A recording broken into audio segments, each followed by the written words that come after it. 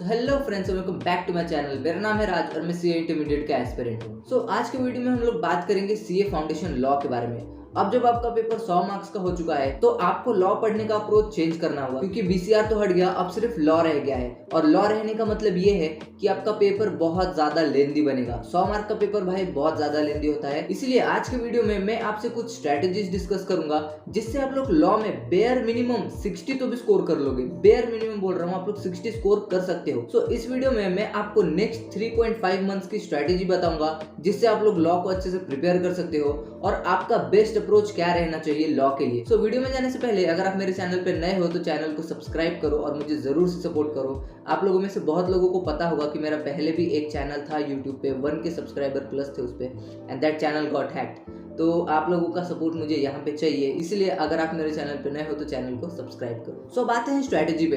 तो देखो यार, पहला चैप्टर आपका बेसिक है, आपको इंट्रोडक्शन देता है लॉ के बारे में और कुछ सेबी आरबीआई ये सब के बारे में इंफॉर्मेशन देता है। तो मैं पहले चैप्टर के बारे में बात नहीं करना चाहूँगा, बिकॉज आप लोग उसको अच्छे से पढ़ लो। आपको उसमें जो भी बॉडीज दी हैं उनको याद रखना पड़ेगा थोड़ा। तो इंट्रोडक्शन के लिए मैं आपको कुछ नहीं बोलूँगा, मैं आपको बड़े बड़े चैप्टर्स के लिए बताता हूँ। तो बड़े चैप्टर के लिए आपका अप्रोच ये होना चाहिए कि जैसे ही आप कोई चैप्टर या फिर चैप्टर का कोई यूनिट खत्म कर रहे हो तो उसी के साथ साथ आप लोग साइमल्टेनियसली आप लोग उसके क्वेश्चन सॉल्विंग करते जाओ। अभी क्वेश्चन सॉल्विंग कहाँ से करना है, तो आप पीवाईक्यू सॉल्व कर सकते हो, एमटीपी आरटीपी प्रीवियस ईयर्स के। अभी आपका सिलेबस चेंज हुआ है बट क्वेश्चंस चेंज नहीं हुए हैं क्योंकि चैप्टर्स वही है। तो आपको वही सारे क्वेश्चंस के प्रैक्टिस करने हैं जो पहले प्रीवियस अटेम्प्ट्स के हुए करते थे। बेसिकली मैं स्कैनर बोलता हूँ, आप लोग स्कैनर सॉल्व कर लो। जो भी आपके यूनिट्स खत्म हुए, चैप्टर खत्म हुए, तो आप लोग करोगे क्या कि जैसे ही कोई यूनिट खत्म हुआ आप लोग साइमल्टेनियसली उसके क्वेश्चन सॉल्व करोगे और नेक्स्ट यूनिट या जो भी चैप्टर होगा आप लोग उसके लेक्चर्स करते रहोगे।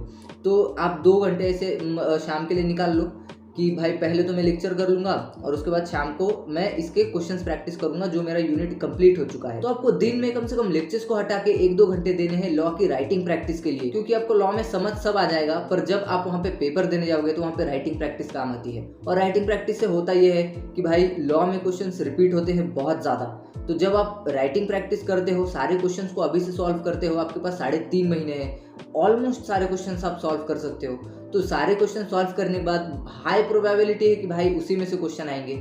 तो इसीलिए मैंने वीडियो की स्टार्टिंग में बोला कि आप बेयर मिनिमम 60 तो स्कोर कर ही सकते हो। चैप्टर्स को लेके आपका यही अप्रोच रहना चाहिए कि जैसे ही चैप्टर खत्म हुआ वैसे ही आप उसकी राइटिंग प्रैक्टिस शुरू कर दो। और अभी से ये मत सोचना कि मैं कोई पर्टिकुलर चैप्टर ही करके जाऊंगा या फिर जो हाई वेटेड चैप्टर है वही करके जाऊंगा, बाकी सारे चैप्टर छोड़ दूंगा। भाई ऐसा नहीं है, आपके पास 3.5 महीने, तो आप पूरा सिलेबस आराम से कवर करो, साइमल्टेनियसली प्रैक्टिस करते जाओ and you will score good marks. Sir new syllabus में बाकी सारे चैप्टर से हमें एक और चैप्टर एडिशन हुआ है जो कि निगोशिएबल इंस्ट्रूमेंट एक्ट है। तो वो चैप्टर पहले इंटर में हुआ करता था और उसको उन्होंने उठा के फाउंडेशन में डाल दिया है। चिंता करने की कोई ज़रूरत नहीं है। आपको वो चैप्टर के भी क्वेश्चंस अगर आपके पास नहीं होंगे, तो जैसे कि मैं इंटर में हूँ तो मेरे पास वो चैप्टर के क्वेश्चंस भी है, पीवाईक्यू आरटीपी एमटीपी। अगर आपके पास क्वेश्चंस नहीं है तो मैं वो क्वेश्चंस की पीडीएफ बना के टेलीग्राम चैनल पे अपलोड कर दूंगा। और मैंने वहाँ पे बाकी लॉ के जितने भी चैप्टर्स हैं वो सारे चैप्टर्स के क्वेश्चंस की भी पीडीएफ मैंने डाल रखी है।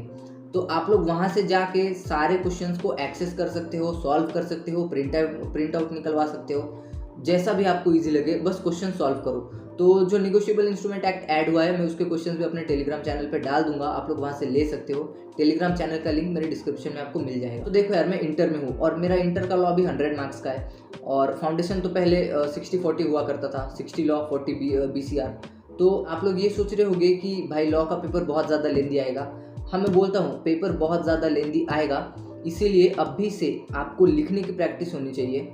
और जितने ज़्यादा क्वेश्चन सॉल्व करोगे, क्योंकि लॉ में न्यू क्वेश्चंस नहीं बनते, लॉ में वही सारे रिपीटेटिव क्वेश्चंस रहते हैं, तो जितने ज़्यादा क्वेश्चन सॉल्व करोगे उतनी ज़्यादा हाई प्रोबेबिलिटी है कि वही क्वेश्चन रिपीट हो जाए। सिनेरियोज बनते हैं क्वेश्चंस पे, बाकी क्वेश्चन का जो कोर है वो सेम रहता है। तो बहुत ज़्यादा हाई चांसेस है क्वेश्चन सेम निकल जाए।